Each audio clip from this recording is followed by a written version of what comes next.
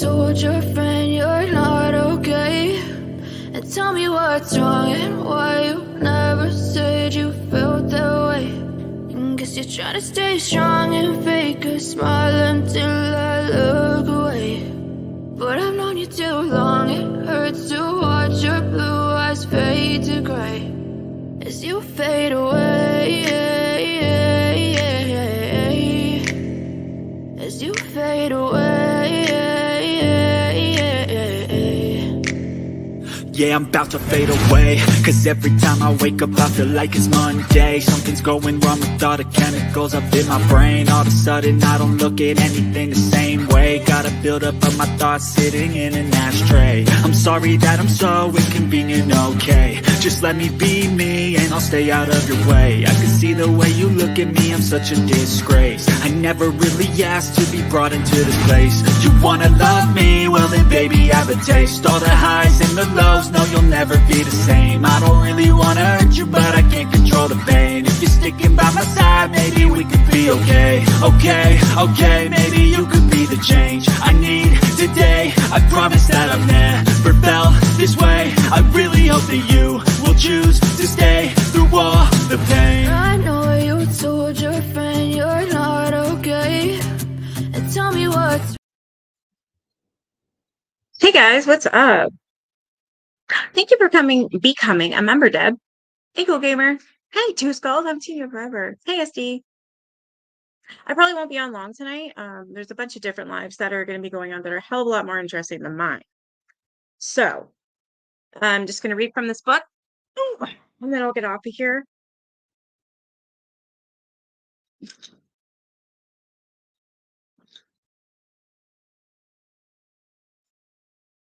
Alrighty. There's photos in here too. I have to remember to post them.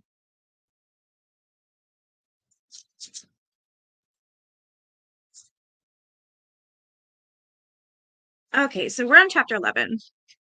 Had a lot of stuff. My son had. Oh my God, are you serious? I am so sorry. I had it bad, but not that bad. Oh my gosh. I knew someone that had it and they had to be on a ventilator. It was almost a month. Sorry, he was in the hospital for about a month, but he was on the ventilator. I don't remember how long, a week, 2 weeks. I'm so glad. I'm happy about that. I wish it would just go away.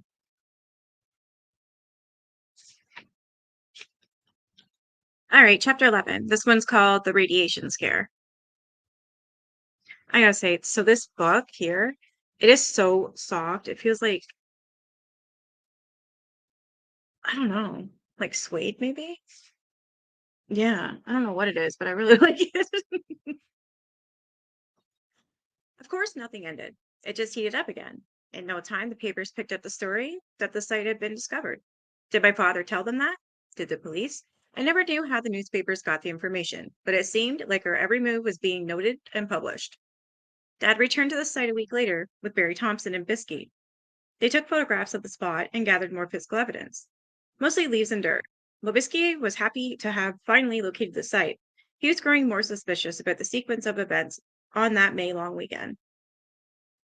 He was not convinced that Dad hadn't been drinking the night before. In fact, he made it his mission to try and trick Dad into admitting he had been drinking or to find a flaw in Dad's story.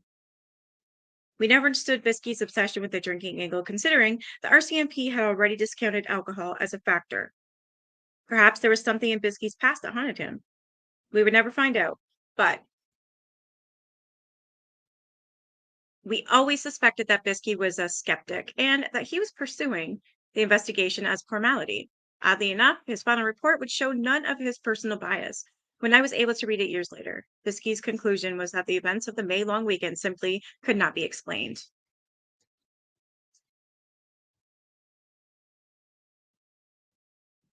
There was also constant tug-of-war with the physical evidence from the encounter. Dad's burnt brown nylon cap, his tattered and burnt undershirt, his yellow rubber-coated glove with the melted fingertips, the tape measure, his compass, the bag of dirt and debris, the original sketch of the craft, all got handed around from person to person, agency to agency. To this day, the glove and the original sketch remains a mystery. The glove and the original sketch remains missing. Imagine that. I doubt it's missing at all. I don't know. It's so crazy, this whole alien thing. Like, I don't know why they just don't come right out and be like, yeah, they're here. Something.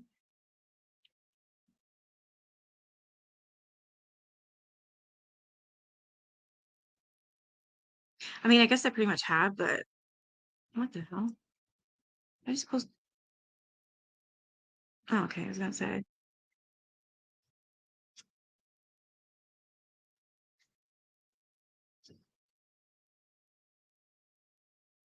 I somehow inherited the compass from my mother after dad died. It was broken and simply wouldn't work, and sadly has disappeared again. It was probably the victim of a spring cleaning. During this trading back and forth, the bag of debris and tape measure found its way into the hands of federal investigators through Biskey, who had received them that evening in our basement. While various interested parties examined everything else, the dirt and tape produced the most startling results. They were radioactive.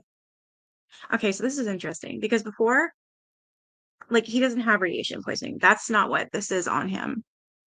Apparently, it's from the takeoff, like the steam. That's what that's from. It wasn't radiation. But what kind of bothers me, hopefully we'll figure it out in the book. They tell us, but he was so sick from it. He was losing 5 pounds a day.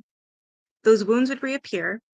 He lost so much weight, couldn't eat, couldn't keep anything down. It was like he had radiation poisoning, but they couldn't prove it. It was bizarre. Hey, Teresa.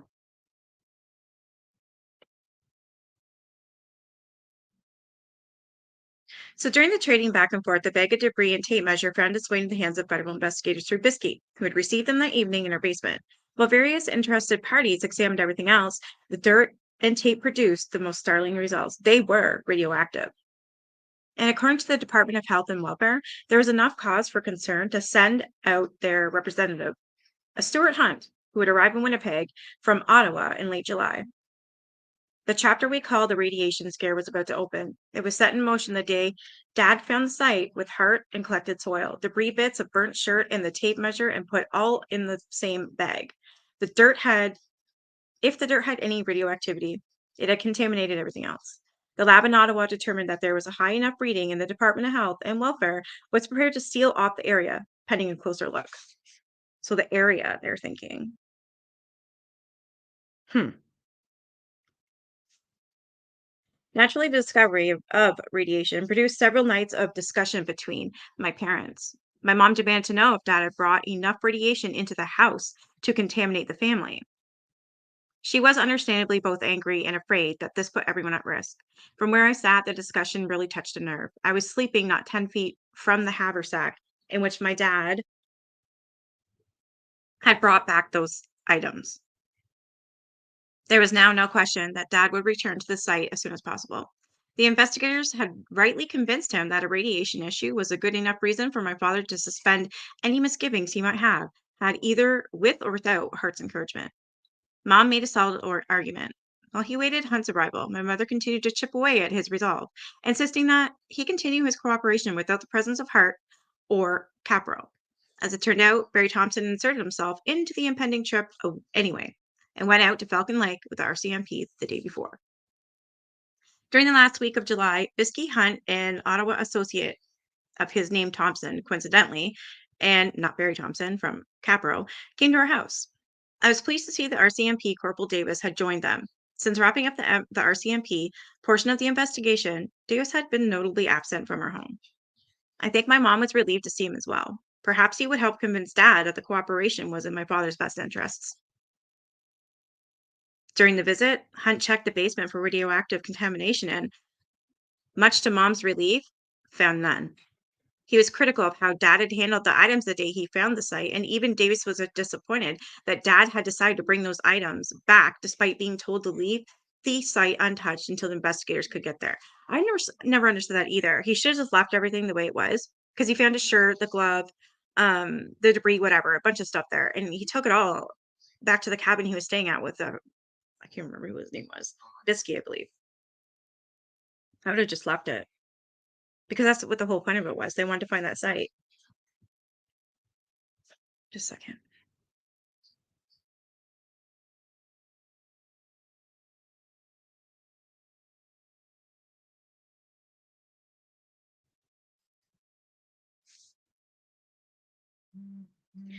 During the visit, Hunt checked the basement. Oh, I just read that, did I not?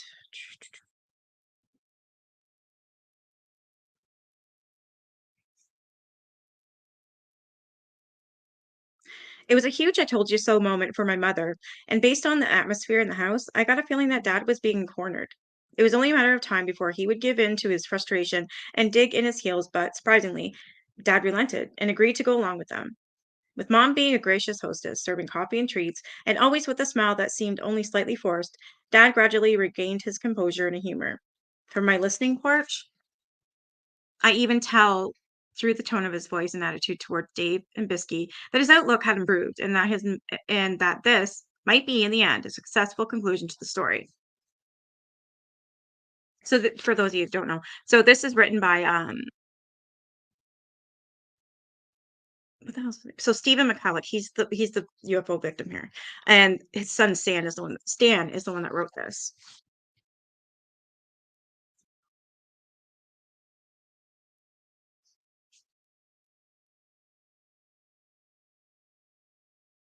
For his part, Hunt was not prepared to simply take my dad's word for it. With his associate and RCMP in tow, he made a point of investigating potential sources of radioactive materials that may have sourced to hoax the whole scenario. If there was radioactivity there, where did it come from? From the search of the nearby radioactive materials dump near Falcon Lake to inquiries at Inland Cement, Hunt discovered that there was no way Dad could have got his hands on anything like radium. They even checked in with Barry Thompson and Jerry Hart. I would have liked to be a fly on the wall at Hart's business when he entertained the investigators. I'm sure that there was an interesting conversation when it was all said and done. There was no outside source for radioactive materials, and the readings of the materials proved to be below anything that could be considered dangerous. Hey, super. It was now up to the group to head to Falcon Lake, and for many of the investigators to see the site for the first time and to discover just how radioactive it was. Chapter 12. Dad writes a book. Many years later, the radiation scare was to become a permanent argument for those who believed that the encounter had been extraterrestrial. Yay! 14 months! I love you too.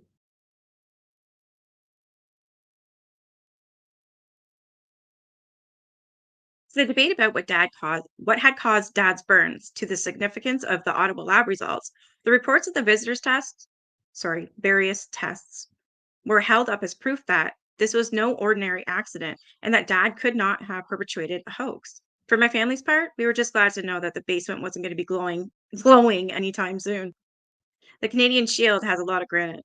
There's an ambient level of radiation just about everywhere. The experts from Ottawa had brought sophisticated for 1967, when they visited the site, and they did note a small amount of radiation above the normal background readings. Was it enough to close the park, or at the very least, condone off the area? But no, it was an anomaly that Hunt duly reported. He also went on to question the entire scene, including the rock had been blown clean, and the resulting debris had piled up to about 15 feet diameter ring. The police and Bisky had concluded that the site looked like it could not have been swept clean by conventional means like a broom. The area had been created by a material being somehow blown into its circular shape. Why Hunt felt he needed to add his 2 cents was curious. It seemed to be a pattern that had developed in this investigation. Each agency came to conclusions about one piece of evidence or another and noted their findings in their reports. Then another would revisit the same finding and offer another opinion, an alternate opinion, like the theory that Dad had been drunk after a bender on the evening of before May 20th, which was they've already discussed that, and he was not drunk.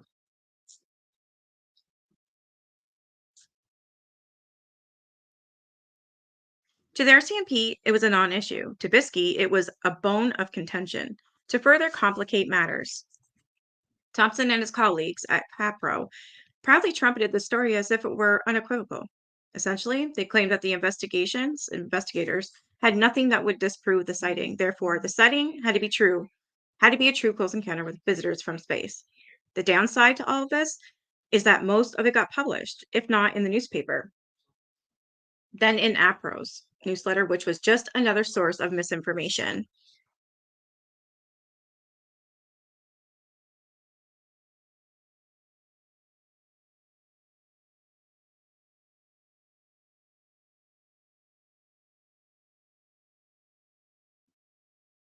Sorry, I have to keep telling my son just to shh.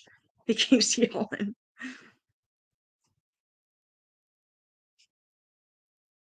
When the reporters began their assault on the house in May, what?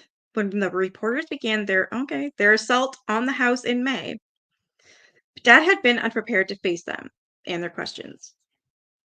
It wasn't that he was afraid; he was not completely confident of his ability to speak plainly and not be misquoted. With English as a second language, it made sense that he was reluctant. The fact that he didn't speak with many people about the experience became an issue. He could make mistakes while talking with his family or friends because we didn't judge him when what he was saying either didn't make sense or was poorly stated. But he knew that there's people out there who might jump on any poor turn of phrase, and that made him nervous. He entertained a number of visitors over the summer. Some were genuinely interested in in the story of the pro UFO enthusiast. Others were intent on learning about his medical condition and how he had been resolved. There were a few reporters. Oh my God, I have to yell at him again.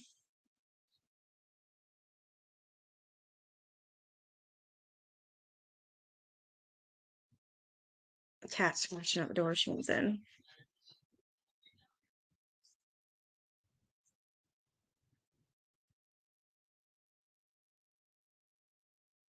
He entertained a number of visitors over the summer. Some were genuinely interested in the story as pro UFO enthusiasts.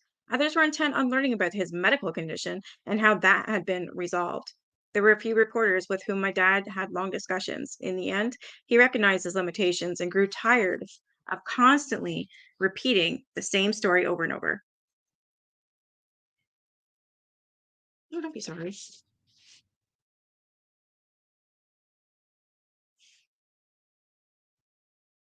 Most of his visitors only wanted to hear the account of May 20th. Few really cared about the resulting the mayhem. The people closest to our family offered as much support as they could. Marty and June McGregor went out of their way to maintain a normal social relationship with us, as did Helena and Mitch Bobkowski. We spent time in the Laurent family. There were visits to each other's homes, dinners, barbecues, and nice evenings. Eventually, the matter came up, and it was suggested, although I'm not sure by whom, that Dad should write a book. My father was not a writer.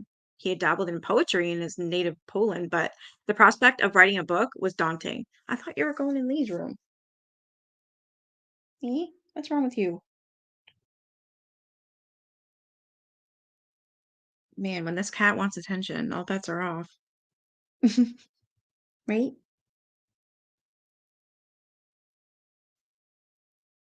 With much of the investigation now concluded, he had the time, but when he sat down and discussed the prospect with the family, we were not sure if it was the best course of action. In the end, he decided it was not going to be a book in the conventional sense. It would be a booklet describing the events of that day and some general information about what followed. He also reasoned that the booklet would be his way of dealing with reporters in the future when they showed up at the door. Mark could simply hand them a booklet and bid them a good day. No long, exhausting interviews required. Naturally, Barry Thompson was thrilled. Perhaps a word about APRO and CAPRO is in order. When Barry Thompson first contacted my father, Dad had been pleased to know that there was an actual organization out there that gathered and analyzed stories of UFO sightings from across North America and overseas. That the information gatherers were not scientists and that they could offer no real assistance to the people who reported the sightings didn't occur to my father. He was content to know that this was an actual organization with a pretty official sounding title. What he could not know was that this was just an organization of storytellers, or more precisely, story retellers who printed newsletters and sent them out in hopes of somehow profiting from their service.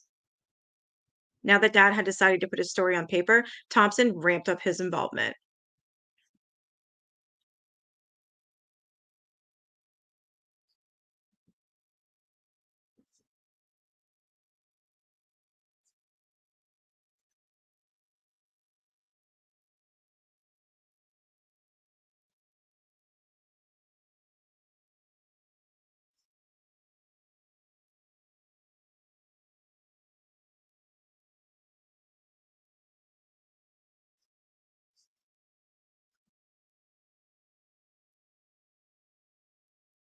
Did you find it? Should be there.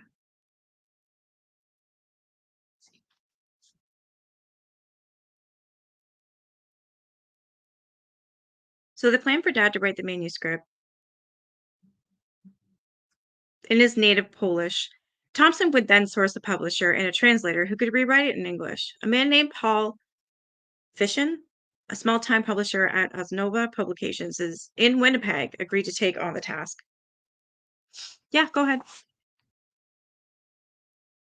Photographs were gathered, and a few of the items Dad had with him on the day of the encounter were posted for a color cover photo. Then Dad began to write. I recall Mark spending a good deal of time with the manuscript once Fishin had translated it. To this day, the grammar and spelling leave something to be desired, but the account stands up despite a few errors regarding dates and the sequence of some events. It is a testament to my father and its veracity that he never once altered or sought to enhance the story either in the book or in many decades of retelling that story. That it outlasted him and practically all the investigators who descended on our home in 1967. It's evidence that if it was a lie, it was one of the best lies ever told. Yeah, nobody ever could ever debunk this. Ever. This story. Never.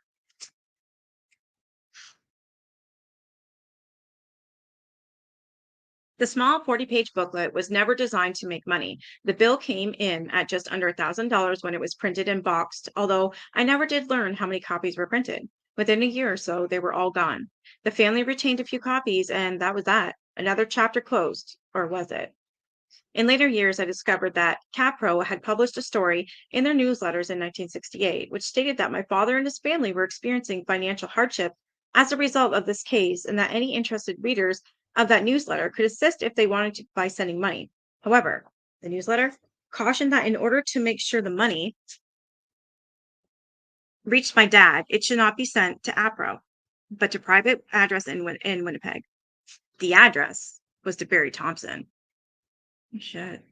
When the book was published, it was also promoted in the APRO newsletter as being available directly from my father for a whopping $1 per copy.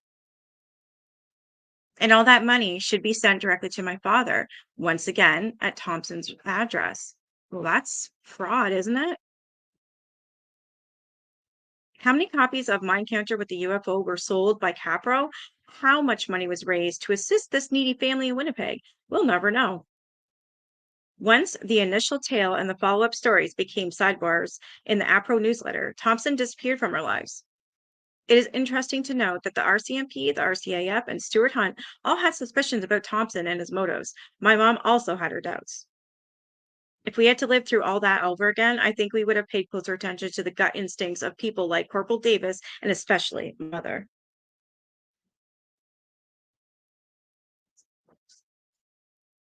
Chapter 13 of Relapses and Hypnosis. During the summer, Dad had recurring episodes of dizziness and blackouts that worried us all. See, he had all these symptoms, and yet he never had radiation poisoning. So I'm not. Hopefully, by the end of this, they kind of tell us what's actually going on medically with him. Kids, I don't understand how you can lose 5 pounds a day. That's insane. I've never heard tell of that ever.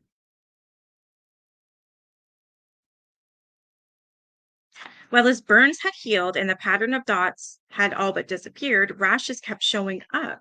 And not just regular rashes, but large, swollen blotches that looked like mumps or hives. He saw several doctors, including Otway, but none could really help. They offered creams and salves. Naturally, Mom kept track of them all, but could not diagnose the combination of the dizziness and fainting spells with the appearance of the rashes. The words allergic reaction were tossed around again. Yes, but allergic to what? In September, In September, Dad was rushed to the hospital. While working one day at a cement plant, he had a bout of dizziness and a burning sensation in his chest. When he went to the room they used for first aid, the pain has intensified and his neck, face, and hands began to swell. The marks on his chest returned as ugly, violet blotches, and he blacked out. At the hospital emergency room, they cut off his shirt at his wrists and arms had swollen to such a point that the shirt cuffs could not be unbuttoned. By the next day, he had recovered, the swelling had receded, and the violet blotches on his chest had almost disappeared. The conclusion? An allergic reaction. Of course, we had heard that theory several times before, but why at the cement plant? Why now? Did the marks show up in precisely the same place as the grid pattern that had been branded onto his lower chest. My father returned to Falcon Lake site later that month. When he came home, he had more interesting news to share. While all the vegetation had grown in, as one would expect in the forest, the leaves on the trees surrounding the landing circle were withered, as though they had been treated with some sort of agent. Dad told us that they were some branches of nearby trees where one side of the branch held healthy green leaves, while the other leaves on the same branch, but facing the landing site, were crumpled and brown. On the occasion when we had some social company, discussion naturally turned to the incident, how Dad was feeling, and what new information he had learned. The subject of the drying leaves came up one night. Naturally, I was supposed to be in bed, but the conversation was compelling. Had the government investigators not harvested some of the surrounding vegetation when they were at the site? Didn't they send off these samples for analysis? Just how thorough were these investigators? What we could not know was that the investigators had, in fact, gathered bags full of organic matter from the site, including leaves. What their analysts showed was not revealed to us. So, on one occasion, I recall Marty McGregory saying he would like to go with Dad and see the site for himself. Marty was not a fan of UFOs. This is to say, he was not someone who pursued the UFO stories with any real interest. He had been introduced to Dad by Mitch Bobowski because the two had worked together in their respective professions. Mitch was an architect, and Marty as a professional engineer with a specialty in surveying. So when Marty expressed an interest, Dad was pleased to take him to the site. As it was late in the season, they agreed to go to Falcon Lake on the 1 year anniversary of the event, May 1968. My summer was filled with all one would expect of a 9-year-old. In between the activities, I continued to eavesdrop on any discussion in which UFO was mentioned. It seemed there was a lot of correspondence going on among the principal investigators, including Bisky, Craig, and the members of APRO and CAPRO. Dad was also handling out a lot of copies of his booklet to anyone who turned up with an interest in the case.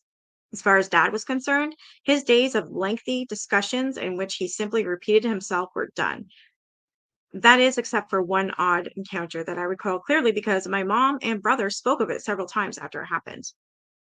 Hey, Molly. I never did learn who initiated this visit, and I was not present on the day it happened, but Mark's description of it was curious. Mark's his older brother. Several men showed up at the house one day with an intention of interviewing Dad, then using hypnosis to put him under and have him recount the incident. Mark was the techie during the session, recording it all on Sony reel-to-reel tape recorder he had purchased. We used it to record several of my sister's operatic recitals. It was a useful tool for her and her voice coach and would come in handy as she pursued her singing career. On this day, it would also serve as a useful evidence gathering device. The tape of that session disappeared for many years, prompting many to claim that it never happened. But after my mother died, it was discovered, like so many other things, in a box of documents and artifacts that Mom had filed away. Despite all the cartons of seemingly useless things my mother kept her over her lifetime, this one box held a few interesting tidbits that we all thought had vanished. I recall Mark telling me what had occurred on that day, how Dad had sounded like he was talking in his sleep. He remembered Dad telling the story again, detail for detail, like he was reliving the moments. Eva was also present. She said the session finally convinced her that what Dad had been telling us was the truth. Under hypnosis, my father was reliving the moments and experiencing all of the emotional trauma associated with being burned by a craft and the nausea that followed. There were no mistakes, no embellishments. Dad told the story exactly as he had in May 1967, and exactly as he would tell it in the decades that followed until his death in 1999. Chapter 14, Pieces of Silver. We celebrated a traditional Christmas in 1967.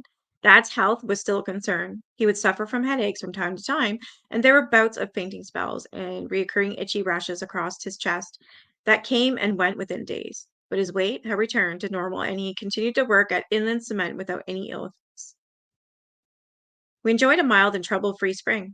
It was a sharp contrast to the spring of 1966 when the Great Winnipeg Blizzard had snowed in for several days. Henrik Lornick, who worked with my dad, came home with him after their day at the cement plant. What is wrong with her?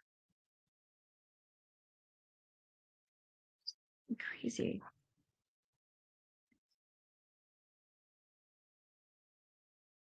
And decided that instead of just dropping dad off, he would stay with us for the night. By then, the blizzard was causing havoc with the roads in the city, and since Henrik had a long way to drive home in the north end of the city, it was best that he hunkered down with us and waited out.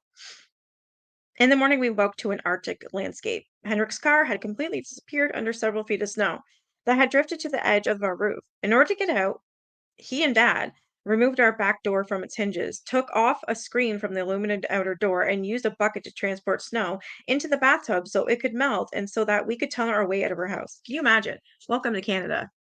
That's exactly what it was like. Now, well, last year we had snow that went right up to my chest, actually. It used to be really bad though. It'd go right up to the roof. Like, how are you supposed to get out in that? You just can't. It was quite a welcome to the city of Winnipeg. Our first winter here, and we went we were snowed in by a massive blizzard. It took all day to dig a path out of our home and to excavate Henrik's car, and another day for the city to plow enough of the city streets that he could finally drive home to his family. Mom was relieved that all had ended well. If this was the worst that could happen, living in Winnipeg would turn out okay. That was 1966. She could not have known that 1967 would be worse.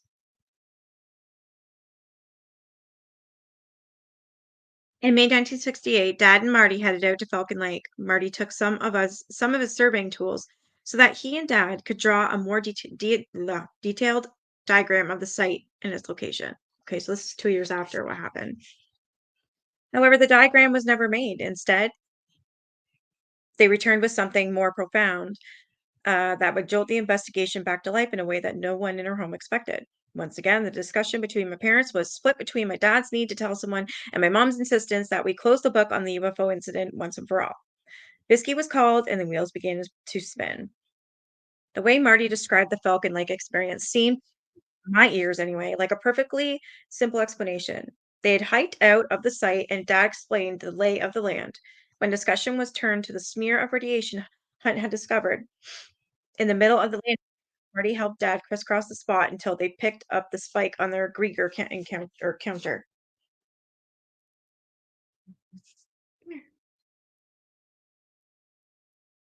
Not on that though.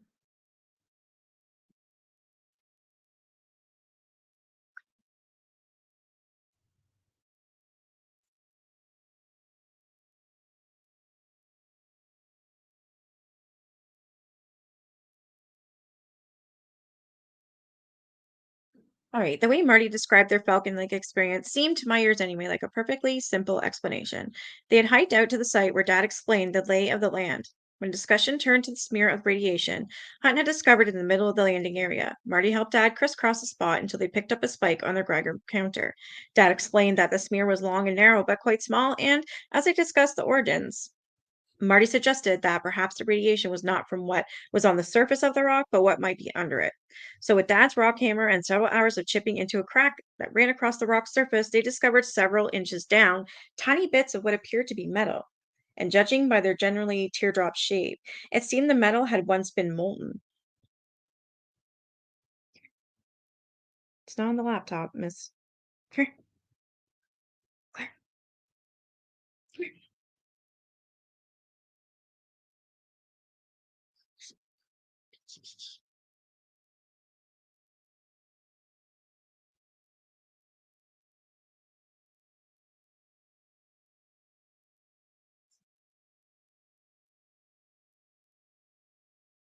Sorry, I'm trying to throw my shell. As they worked with the hammer and whatever small tools they had, they brought up two long pieces of metal, each about 4 or 5 inches long, that had conformed to the zigzag gaps in the rock as though a large amount of molten material had been poured into the crack. Their Geiger counter confirmed that these pieces showed radiation. Was this the source of the earlier readings? It was once again a matter for the authorities to determine. Dad and Marty joked that this was alien refuse. Perhaps the craft had landed to offload some waste and that they had was basically UFO poo. Okay. But despite their attempt at humor, there would be nothing to laugh at once the bits of metal made the rounds of labs and investigators. The pieces were basically composed of silver.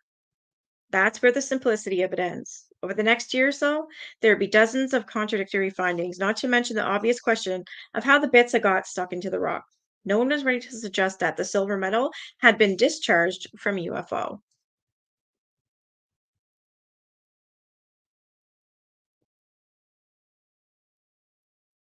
The silver content was high. Once again, there was debate about whether it was abnormally higher than we could produce in refinery or just really pure. Then there was the chemical analysis which suggested radium, the element that had been discovered by investigators, then debunked, then re examined, then questioned. According to my mother, Dad had just stirred up the pot again. The discovery of the metal pieces would eventually lead to suspicions that someone close to the case had planted them. How and by whom? Fingers naturally pointed at Hart.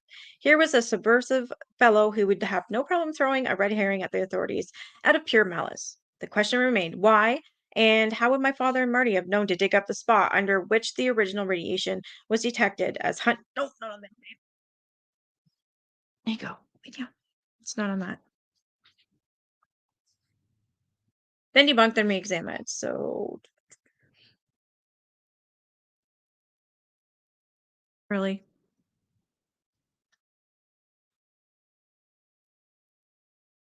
you're gonna fall. Mm, thanks. I think you're shit, girl. What did you do? Jeez. All right. Anyways, sorry. When my cat wants attention, it's just like all bets are off. She's older. You okay? She's been crying, like meowing, and I don't know. Yeah, right, girl?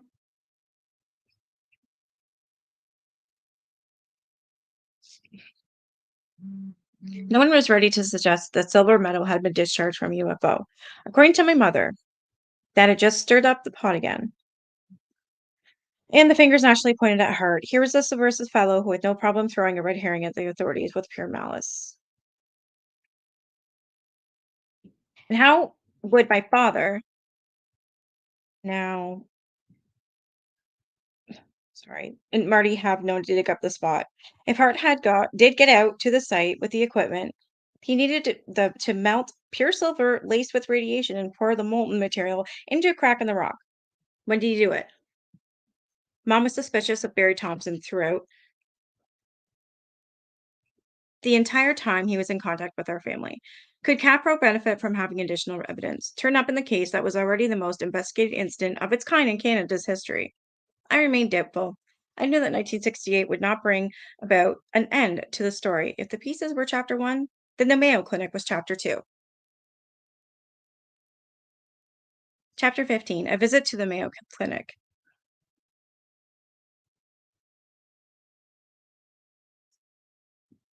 In August, Dad took a trip to Rochester, Minnesota, and checked into the Mayo Clinic. He continued to experience bouts of red bumps on his abdomen, accompanied by headaches. There were fainting spells that made him worry he could harm himself or worse, someone else. So, at the urging of family and friends, he called the Mayo Clinic and registered as an outpatient.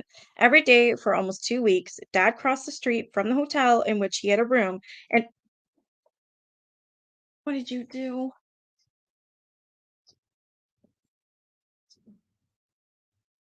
You right? I'm don't know what the fuck you did.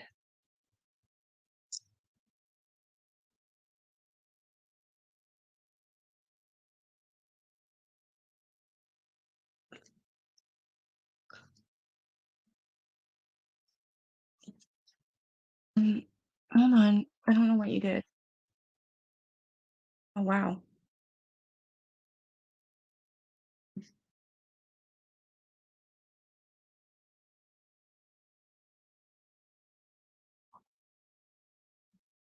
Sorry guys. I don't know what the fuck she did here. I can't even get out of this.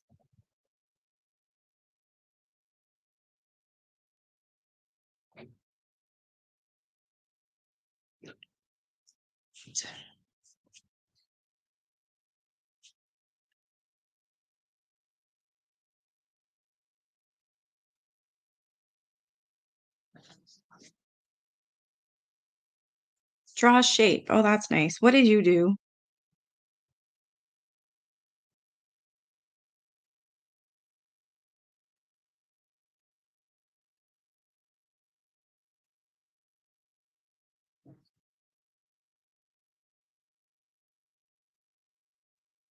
Sorry.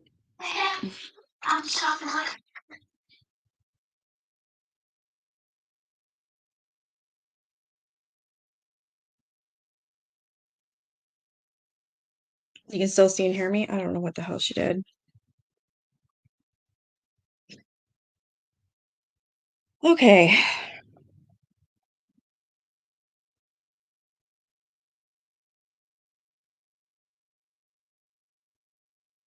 So he had the room at the hotel and he underwent a battery of tests and explored each of his issues separately and together as part of his overall health. He was given a thorough psychiatric workup, which, when he confided in mom, was the most difficult part of the trip. From his point of view, dredging up details of the trauma he had experienced during the war didn't square with what he had gone through in the last year. He was an impatient patient who wanted to go to the root cause of his medical condition.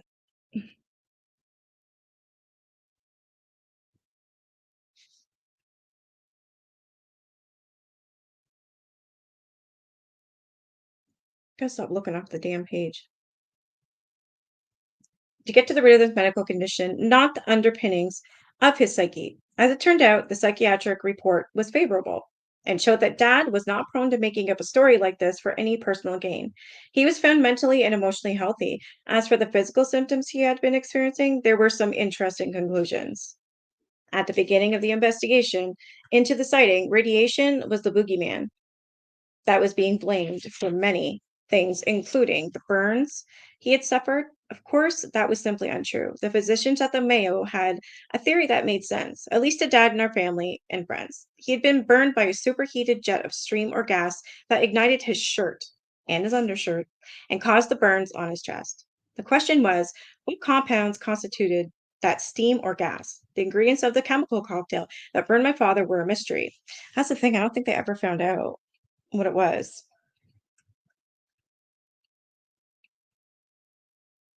It was no stretch to imagine that his body simply reacted to one or many of the ingredients. The initial test showing an increased white cell count and a drop in what is that? Lymphocytes backed up his possibility. Plus, he'd never been allergic to anything in his life, and that only served to support this theory. As for reoccurrence of the red welts on his chest and the associated nausea and headaches, it seemed logical to assume that his body was struggling to fight whatever had been exposed to at the time. The September emergency at the cement plant was further proof, perhaps, he had been exposed to one of these elements and, by itself, triggered a reaction.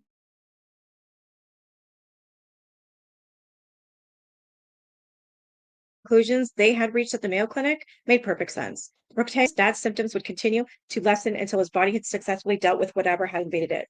That's scary.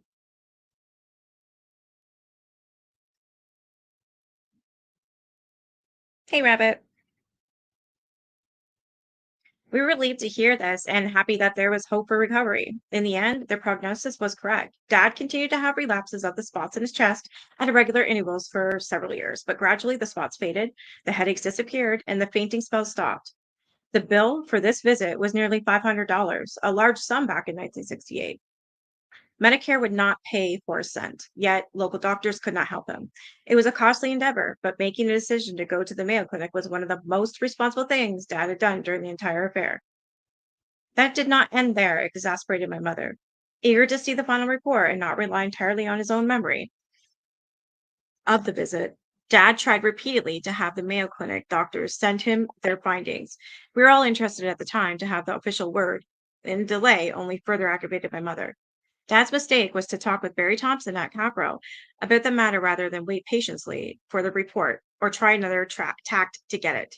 Thompson contacted the Mayo. When he was denied, he got APRO to check in with the clinic. Whoever replied to APRO's inquiry opened a whole new can of worms. The Mayo representative denied ever having my father as a patient. What? Yeah, it's a book. It is called When They Appeared. It's about the Falcon Lake incident, and it's happened in Canada. So I was like, ah. My cat's on my computer, my laptop, so I don't even know how to fix this.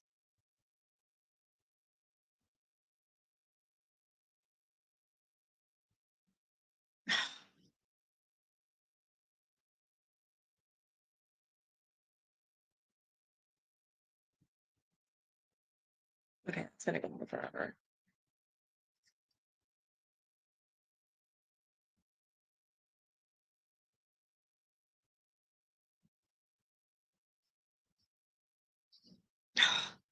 What'd you do, girl? Okay, there we go.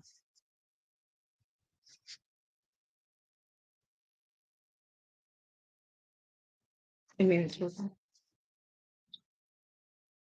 that's crazy. So the male representative denied ever having my father as a patient. Cries of a cover-up started echoing through the media, spurred on by Capro, and repeated in almost every investigative circle. My mother had the bills and his Mayo Clinic ID card, not to mention his admission form and a letter from the Mayo confirming dad's registration. It got to the point that we all believed this case had taken a sinister turn. We began to entertain the possibility that there's a cover-up in the works. It just goes to show how easily the absence of an answer can lead anyone to imagine an answer, even if it's not true. It took nearly 2 years, but the genuine answer was embarrassingly simple. All Dad had to do was provide a personal, written, and signed request to release the records. They came right away. Scratch another bit of hysteria. And this is the ID card that confirmed that he was an outpatient at the Mayo Clinic. I don't know if you can see it, but that's it. Wow.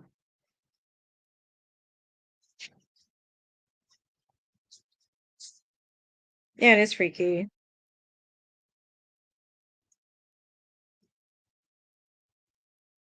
Chapter 16. The mystery remains unsolved.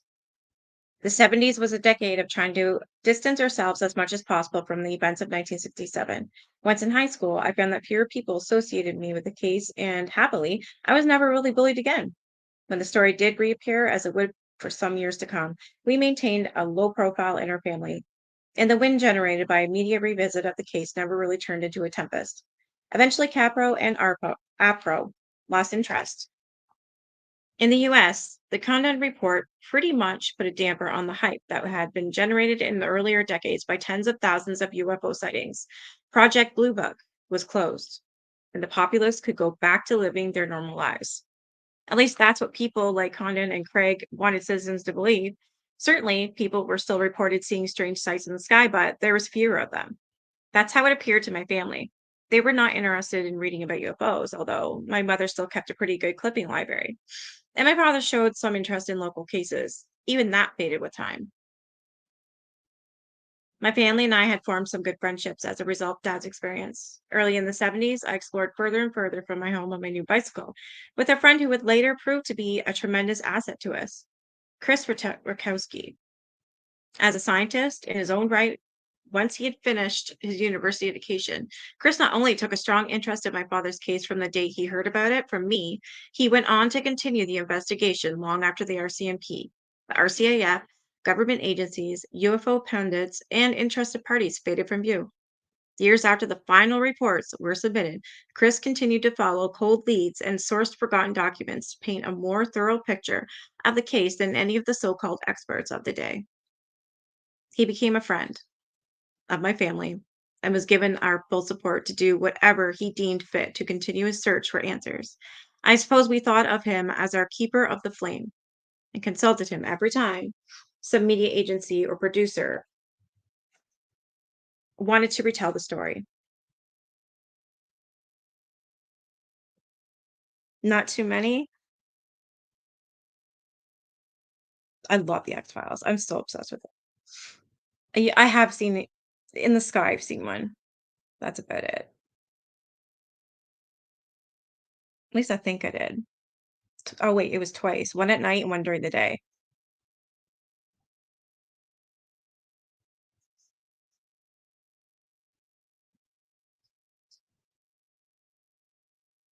When the intention faded, Chris kept our records in order while conducting more investigations into other sightings until he eventually earned the moniker. The UFO guy, the one to turn into Winnipeg when it came to any story or event involving UFOs. Where he differed from Capro and his pandering to the masses was his professional detachment. While empathetic and sympathetic, he maintained a level of scientific skepticism that gave him a level head while others around him were losing theirs. He considered all sides and weighed in conjecture against known facts, rumor against the cold truth. In a way, he earned our trust as no one person involved in Dad's story ever could. When I finished high school, I joined the military and enjoyed my time in uniform, including overseas posting time. Oh, now that's dying. I'm gonna have to end this like in a minute here.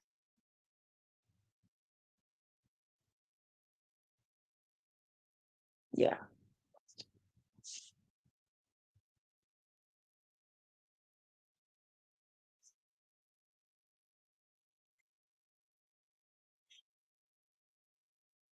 When I finished high school, I joined the military. Well, empathetic and sympathetic, blah, blah, blah, blah, blah. Love ahead, while others around him were losing theirs. He considered all sides, weighed conjecture against known facts, rumor against the cold truth. In a way, he earned our trust as no other person involved in Death's story ever could. When I finished high school, I joined the military and enjoyed my time in uniform, including overseas postings, time spent in the public affairs department, and a brief stint as a staff officer with the same Air Cadet Squadron. I was I was in as a kid. Yes, I'd followed my brother's footsteps, Jesuit-run private high school and Air Cadets. Following the military, I started working in the media. I was ironic that a member of our family should go to the dark side, considering all we had gone through at the hands of reporters. But it was the 80s then, and my father's story came up infrequently. My work at CKRC Radio News and CKND TV finally brought me back to my first love, art and design. When I purchased my first Apple computer in 1990, I was hooked and began my third and final career as a graphic designer. My brother moved to Ontario with his wife and two daughters, coincidentally closer to my sister, who had also moved there in the 70s to continue their studies. Okay, I gotta plug this in, bro.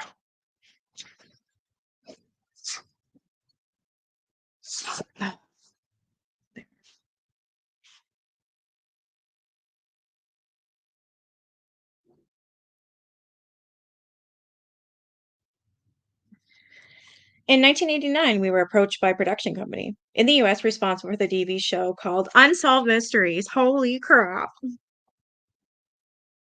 I love that show. Do you guys like that show? I love it. It's just one that I'll always, always, always watch. Claire, what the hell is this shit? www. Yeah, okay. Clue. That's, don't know. I don't even know what the hell this is. How's that? No, don't go on the laptop. No. Uh-uh.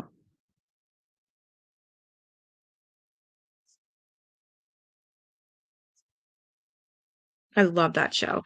The music to this day still scares the crap out of me.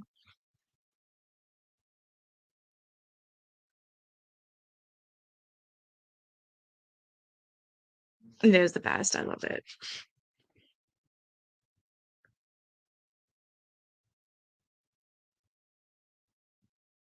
In 1989, we were approached by Unsolved Mysteries. Of course, we called Chris to find that he too had been contacted by the company and that a producer would visit us to explain what they had in mind. Oh, I would love to. Wouldn't that be amazing? Yes. There's one close to me. I have to drive to get there, but it's really close. It'll take like, I say about 10 minutes to get there with a car. That'd be cool.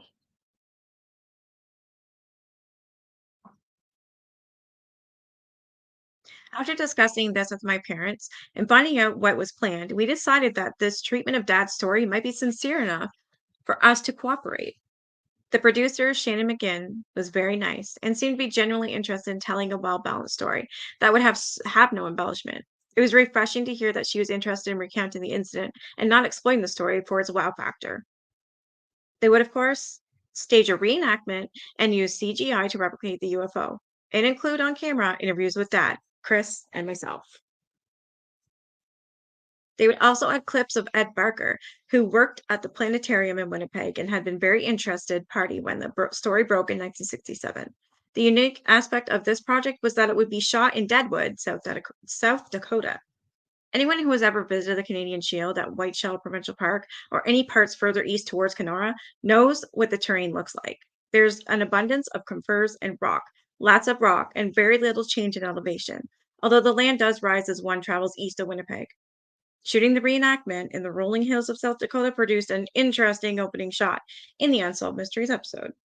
When Dad saw the finished segment, he was the first to notice the anomalies in the scene, showing the actor who portrayed him cresting a hill surrounded by the kind of vegetation that grows in South Dakota, not Manitoba. With the hills in the background, it may as well have been the opening bit from The Sound of Music. Hey, Delago. Okay. We were all ready to forgive this slight inaccuracy once we watched the rest of the segment, which first appeared in November 1992. Shannon lived up to her promise. The piece was well done, probably the best review of the case ever done by any media outlet, and the best reenactment of the events, according to Dad. Unsolved Mysteries could also be forgiven for showing a very fanciful interior of the UFO because, quite frankly, Dad was not much help in describing what he saw when he poked his head inside the open portal of the craft. They did the best they could for that shot. I'm gonna stop there, but I want to look on YouTube. How the fuck do I get out of this? Okay, I guess I'm stuck here. Great.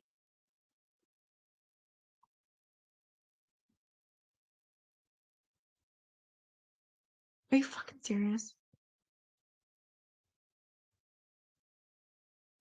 I don't know what she did. I can't even get out of this.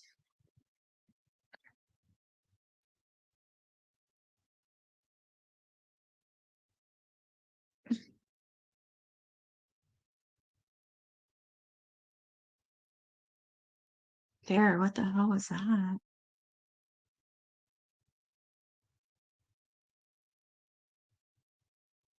What the fuck did she do? There. Girl.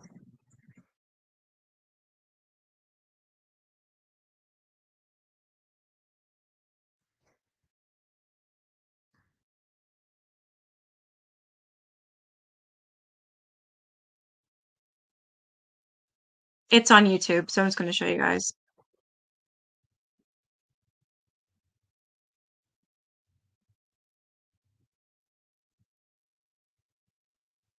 There it is. What is this one? Destination Declassified. So it's on you. Just go to, all I did is I put in Stephen Michalak, the Falcon Lake incident, Canada's most mysterious unsolved UFO case. Maybe we can watch this. It's like 10 minutes. Wix is your platform to perform on. Throughout the decades, ever since UFOs have been discussed, there have been numerous people who have claimed to see a flying object in the sky, of which they can name Stefan Michalak, when, in 19 back up their story. Michalak. That wasn't the case, however, for a man named Stefan Michalak, when, in 1967, he claims to have witnessed 2 UFOs in the woods of Manitoba, Canada, at Falcon Lake. His story has become one of the most documented and heavily studied reports in UFO history, and what's more is that Stefan had more to back up his story than just recounting what he saw. He sustained an injury that still, to this day, cannot be explained away. What follows is what many consider to be the best evidence of UFOs of all time. This is the story of the Falcon Lake UFO.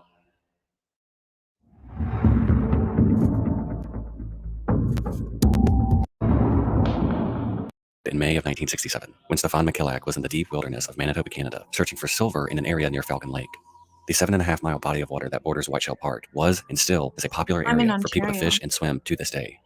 While Stefan was continuing his search, he began to hear... The thing is, with the Unsolved Mysteries, I'm pretty sure they showed the cigar shapes because he said he saw it too. It was weird looking, but it is on Unsolved Mysteries. I'm gonna write in the chat the name of it. The roaring sound of a motor. Curious, he began to make his way to the sound until he came across 2 cigar-shaped objects hovering in the sky. Astonished by what he saw, Stefan began to actually draw the objects for some time. Eventually, one of the objects flew away, but the other began to descend and actually began changing its shape and going to more of a dish-shaped form that many of us are familiar with. With the craft resting on the ground, Stefan got the courage to go and walk towards it, believe it or not, actually shouting out to the craft's occupants and offering mechanical assistance if they needed any. He heard no reply, yet he continued making his way to it. He later would go on to say that there was an overwhelming smell of sulfur and that the lights on the craft were abnormally brighter than any light bulb he had ever seen. Is this too fast? Might be, eh? It's like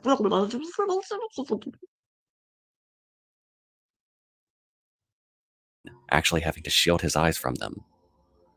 Once he got close to the object, he began to notice the smooth metal that was absent of any imperfection, and he wasn't even able to see any sort of welding lines, which to him made no sense. While he was examining this, he began to hear muffled voices, but he couldn't make out what was being said over the roaring of the engine. But he states he knows he did in fact hear people talking. He called out again to see if they needed help, and the voices abruptly stopped. He decided to speak to them in Polish. Yeah, he said that he heard them, like, he didn't hear what they were saying, but he heard, like, a conversation happening. I remember him saying that. I mean, if you see something like that, I'd shit. That's all I always Then German, and then eventually Russian, yet no response was given to him. He was able to actually look through a small window, and while he did not see any physical person, he did later report that he saw a lot of flashing lights and numerous panels that lit up with buttons. Stefan began to actually make his way to another side of the craft, and curiosity became too strong to ignore, so he began to touch the metal, which almost instantly began melting the gloves on his hand. Immediately after this, the craft began. Can you imagine? So if the outside of the craft melted his glove, when it takes off and that grid thing is like permanently burnt on him, right? Like, I don't understand is hopefully there's a conclusion to this. They said that he didn't have a radiation poisoning. That's what they said. And I'm like, okay. And then they said that it was all these other different things. Could be radon, could be this, could be that, right? But the man would have these spells where he would faint and he would constantly get these rashes, but it'd be in the same spot of his chest. So it's like a big square. I don't know. It's just weird. And they said it wasn't from radiation. And then the reason why I'm saying that is because the other book that I read, same thing, Falcon Lake, they were saying that they always knew when the aliens were coming back because they could feel it in themselves because they've already been abducted. It was really bizarre. That story scared me. Do you guys remember me reading that? I forget what the hell that was called. It was scary though. It freaked me out. With the red eyes and they were 3 feet tall. To turn in a counterclockwise motion, building speed with every rotation. Stefan then noticed a panel that had a grid of holes on the side, and before he could step away any further, a forceful blast of heat pushed him down and set his shirt on fire. In his haste to get the shirt off, the craft flew away, leaving Stefan with severe burns on his stomach. He began to make his way out of the woods, but quickly became sick, actually vomiting several times before he even made it back to his hotel room. Eventually, Stefan was able to make it back to his home in Winnipeg, and from there, the story really Yeah, he like crawled to the bus stop, got back to his hotel room, and the man was so sick. Like he was should have been in the hospital. And he waited to go back to Winnipeg. I don't even know how he did it. To me, this sounds like radiation poisoning. I don't know why they are saying it's not. turned into a media circus. Once Stefan was home, he was quickly seen by doctors to treat the burns that he received. Shortly after, in the following weeks, he There had it is. severe side effects ranging from diarrhea. So there's like, what did I say? I think it was like 6 across and 4 down. Barely see it right here. I thought it was up higher too, for some reason. And headaches to blackouts and weight loss. The burns on his stomach rose to welts that were so painful to Stefan that oftentimes he was unable to even wear a shirt. And this continued Yeah, they said that he literally lost 5 pounds a day. How? That's insane. on for months. During this time as well, the town started hearing the rumors of one of their own residents getting attacked by a UFO and living to tell about it. The buzz that this created made life very difficult for the Michalak family, as almost every day there were countless phone calls and people waiting outside of the family home to talk to Stefan and ask him what he thought of the aliens and if he knew anything else. The unfortunate part of all of this Oh my god. Yes, I remember that, Teresa. Teresa says, I remember you reading about the little aliens, and I told you about that movie with the little aliens, and you laughed at me because it was a freaking kids movie. She's like, oh yeah, like these. That was funny. Elgato says a lot of side effects go with severe burns, so I think it could just be burns and not radiation. Really? Like you'll still have stuff happen afterwards, like a year later, even from burns? Wow. is that the wild speculation turned the story into something full of inconsistencies and flat-out lies. Stefan never once said he saw anyone in the craft. He never felt like he was even attacked, as he figured what happened was that essentially the exhaust of the object is what burned him and knocked him down. But, like many stories involving anything extraterrestrial, once a small detail is changed so that the story sounds more exciting, it all The burns can leave your skin yeah, the skin. Absolutely. I'm just thinking about, like, afterwards. Like, this man suffered greatly, greatly. Like, he was fighting almost like a virus, but they did not know what it was, and they could not help him. falls apart and eventually is more fabrication than fact. The RCMP quickly became involved, along with several other government agencies, to figure out what exactly Stefan saw. After questioning him for months, they eventually concluded that he was in fact telling the truth, as the injuries he sustained were not self-inflicted, as his hands nor any other body part other than his stomach received burns. On top of that, Stefan used to be a police officer and never once had a bad report against him during that time. He had since been retired before the incident occurred, but many people who knew him couldn't see him making this up for attention or a means to get money by selling a story. In fact, in the decades since it had happened, all the way up to his death in 1999, his story never changed, nor did he try to alter it to have it fit any type of narrative. This is one of Canada's great mysteries. Could be recurrent bacterial infections or a recurrent virus accident. See, I would go with some sort of a virus, but they couldn't help him. Recurring rashes that were painful to touch, like fevers and vomiting and diarrhea, and it was like he was getting the flu. Yeah, so weird, eh? But it was because of that he'd get the rash at the same time. During the investigation, a piece of radioactive metal was discovered at the site of the incident, actually melted into the rock. Why that is That's a big it. deal is That's what I was just reading about, and they said that was the silver that was radioactive. And then he was accused, him and his buddy was actually accused of pouring that into the cracks of the rock. Like, really? because metal melts around 1500 degrees or 2700 degrees Fahrenheit, and if this was really a flying craft which melted the metal into the rock, a jet engine's exhaust burns at around 900 degrees or 1600 Fahrenheit. So whatever was flying over Falcon Lake that day in 1967 was releasing more heat than a jet engine, which would explain Stefan's symptoms, that he suffered from diarrhea, blackouts, vomiting, headaches, and weight loss, all symptoms of exposure to radiation. Another thing to remember is that just because it was over a year after the event, the metal still being radioactive is easily possible, as radiation has a half-life of 30 years, so just because it sat Whoa. there for over a year didn't mean it would really lose any of its radiation.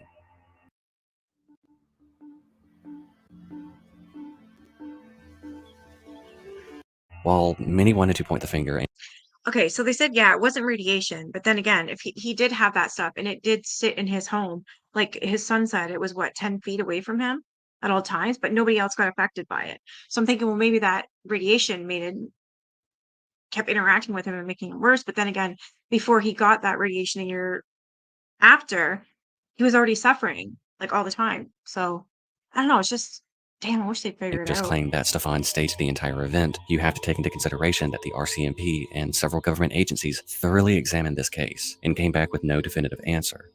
The burns Stefan had were seen by doctors as well as crime labs, yet nobody could explain That's his undershirt.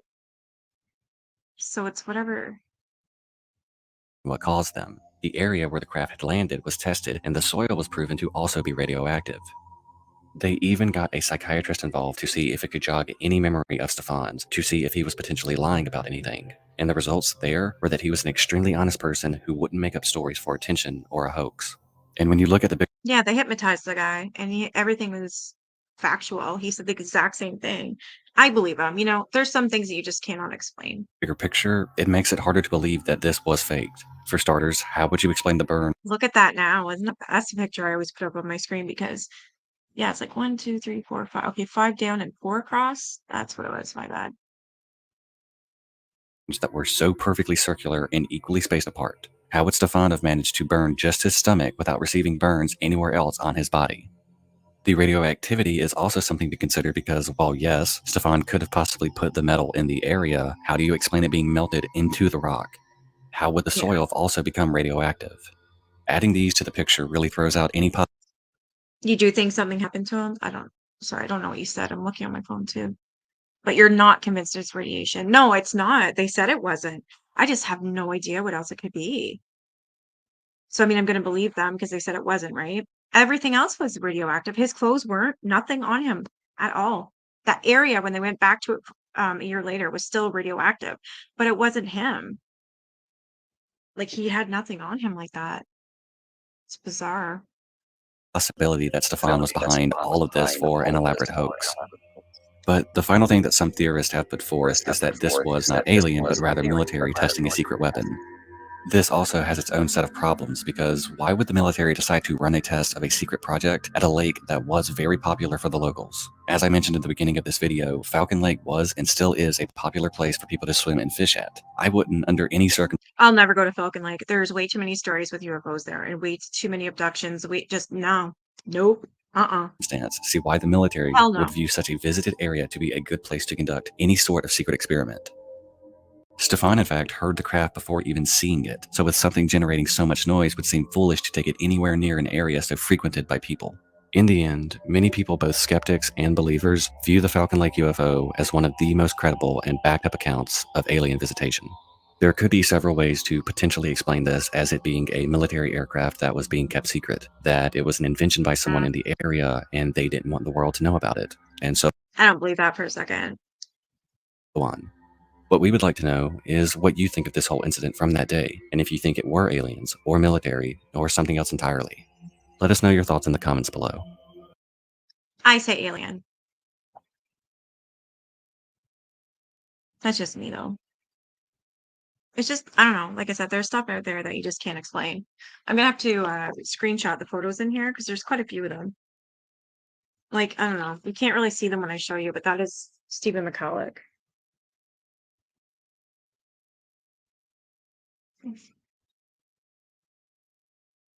On the set of Unsolved Mysteries. Yeah, there's quite a bit of photos. I'll put them on my community tab so you guys can look at them, like I try and do with all the books I read. I can't wait to read this one. Especially this one, Fox Hollow Farm. I love it because it's not only a bit of serial killer, it's also a bit of haunting. Oh, that's definitely what I'm going to read next. And then I'm going to read this one here, Haunted Wisconsin. So a sub had actually bought this for me, and I can't wait to read it. It looks amazing. I'm a bookworm. All right, I'm going to go. I didn't want to be on here too long, so I don't know. It was nice, though. A nice calming stream. I love reading, and I love stuff like this, like that, makes you think. Really does. I enjoy stuff like this. I really do. If you guys ever have any ideas that you want me to look into, please tell me. Just write it under my video. I usually see everything, and we'll do it. All right, you guys have a good night. Bye.